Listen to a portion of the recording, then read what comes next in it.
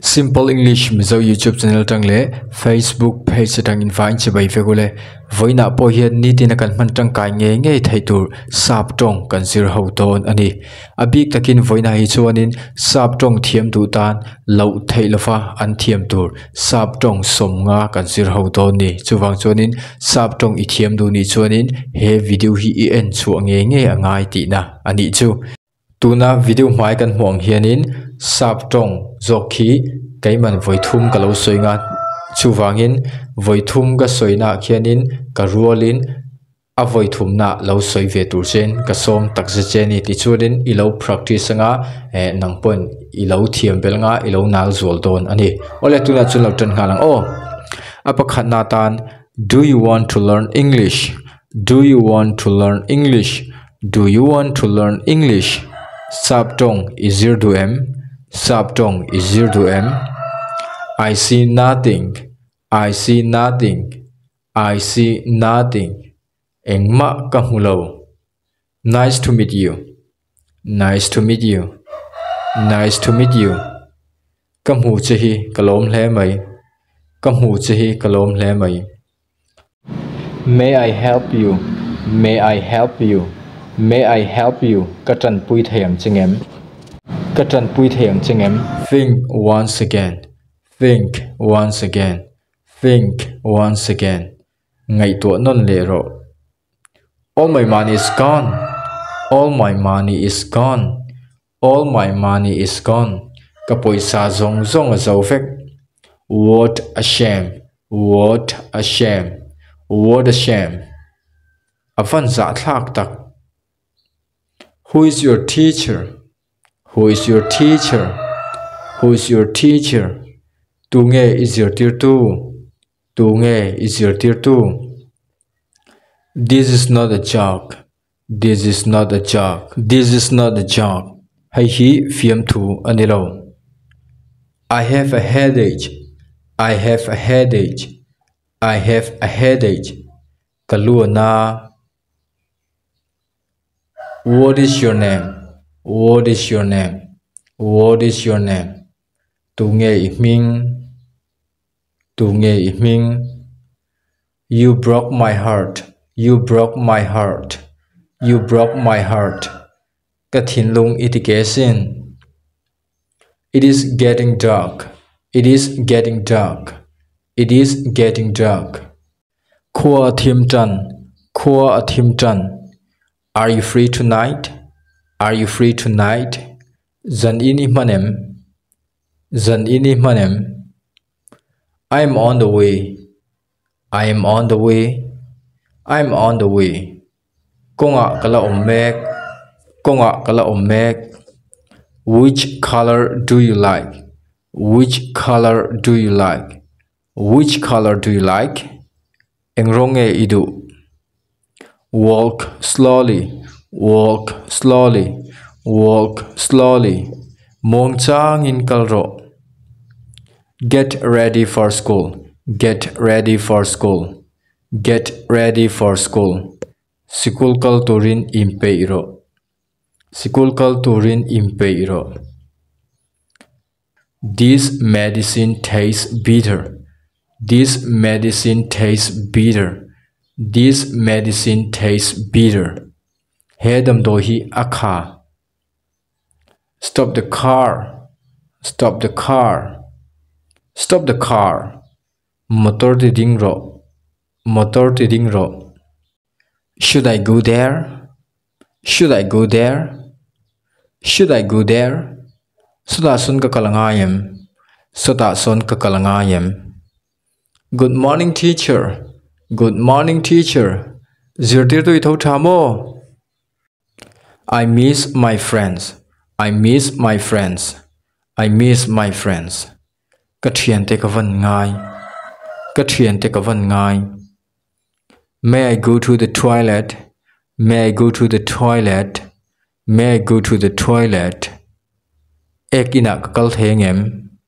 Ekina kakal thengem. You're nothing to me.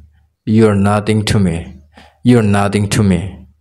Katan engma inilo. Katan engma inilo. I have something to give you. I have something to give you. I have something to give you. Thilpek turche kanayania. Thilpek turche kanayania. Who knows the answer? Who knows the answer? Who knows the answer? Tunge achan ria. Tunge achan ria. Give me a chance. Give me a chance. Give me a chance. Hun thadang min pebelero. Hun thadang min pebelero. Happy birthday. Happy birthday. Hay chu mizo tungin achan kan riat vekha. Iso mizo tunga direct han le don chunin a haranga tiang hianin ipian cham hlim om kalom puya che ti na po ani mai thai ni tro. Ichuan som thum na tan. Are you scared of me? Are you scared of me? Are you scared of me? Min hlawo mi. Min hlawo mi. Ilo lo om vio po mai thai ni tro. Is this correct? Is this correct? Is this correct? Hay hi digem. Hay hi adigem. Show me another. Show me another. Show me another. Adang milaw mule tia. Adang milaw mule tia. Bring him inside. Bring him inside. Bring him inside. Omjia chu in chu nga shuilu dro tina ani. Dichonin somthum palina tan. What time do you sleep? What time do you sleep? What time do you sleep? Omjia chu dareng zata nge imut tina ani. Dichon somthum pangana tan. I want an answer. I want an answer. I want an answer. Acha na pakhat kadu. Acha na pakhat kadu tina ani. I am super busy. I am super busy. I am super busy. Omjia chu kaboy lutuk tina ani. I saw you online. I saw you online. I saw you online. You online ka mua tina ani. Who gave you my number? Who gave you my number? Who gave you my number? Tunge ka phone number peche tina ani. Each one, the food is ready. The food is ready. The food is ready. Omjia chu ai in ai thai main om to e tina ani. Each one in the truth is pretty bitter. The truth is pretty bitter. The truth is pretty bitter. Omjia chu thudik chu akhle mai tina ani. I cannot sing. I cannot sing. I cannot sing. Kazai thiam lo tina ani. How do you know me? How do you know me? How do you know me? Engtin nge min riat thaya tina ani. Engtin nge min riat thaya. Sorry for being late. Sorry for being late. Sorry for being late. Omjia chu katlaya min lo thiam don nia tina ani. Don't tell others. Don't tell others. Don't tell others. Omjia chu midang lo shil suo. Midang lo shil suo. Keep it up. Keep it up. Keep it up. Omjia chu lo ti chun zom zelang che tina ani. Somli parukna tan. What is happening here? What is happening here? What is happening here? Omjia chu heta hian eng thil nge thleng. Heta hian eng thil nge thleng tina ani. Ichon somli pasarina. Tell me your address. Tell me your address. Tell me your address. Omjia chu iomna milo shilte a tina ani. Ichonin that is mine. That is mine. That is mine. Hay hi kata ani tina ani. Ichonin why do you blame me? Why do you blame me? Why do you blame me? Omjia chu ngatinge min mo pua. Ngatinge min mo chien tina po aning chu. Ichonin good night. Good night. Omjia chu nge kha sap tungin ishiat ka comment na lo siak ro. tuna chuanin exercise kan tiang o chu exercise chu ollutuk nuam boxi ani don ani tuna kan zirtak pakhat na tanga somnga na thlengkha kan thiam tak tak le tak tak lo ti chian nan tuna hian exercise kan ti don ani chu chu mizovin kalau soinga ti chuanin sap tongin lo letum ro second nga emo second sari vel hun inei don ani tuna chun lo tan nga lang o a pakhat na tan chuanin hay hi adikem sapin lo se tum sin ro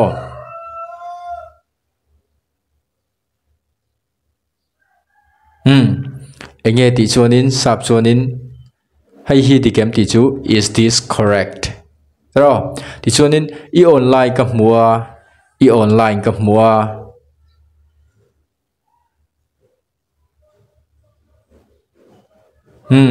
tiếng nghe lâu rồi.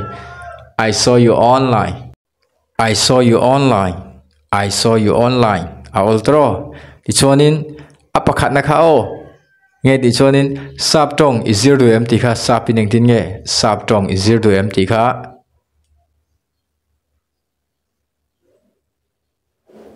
Oh, do you want to learn English? Do you want to learn English? Isoi mi ne na dikem ti chuanin avan za thlak em ti kha sap tongin avan za thlak tak emo avan za thlak em ti kha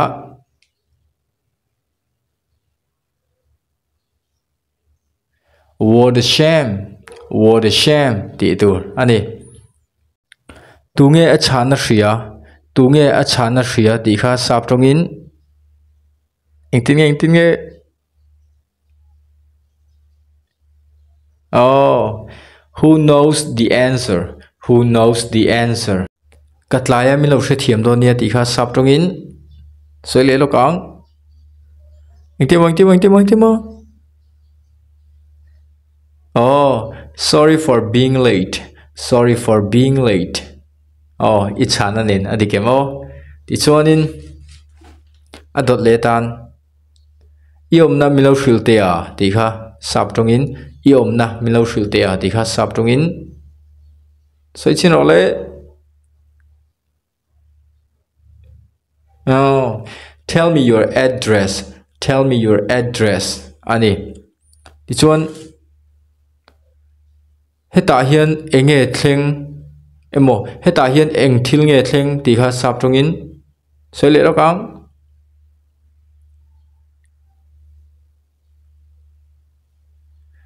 what is happening here? What is happening here? Ichan ni khan dikemo ti chuanin ka thian te ka van ngai tak ti kha sap tongin soi le chinang ka thian te ka van ngai tak ti kha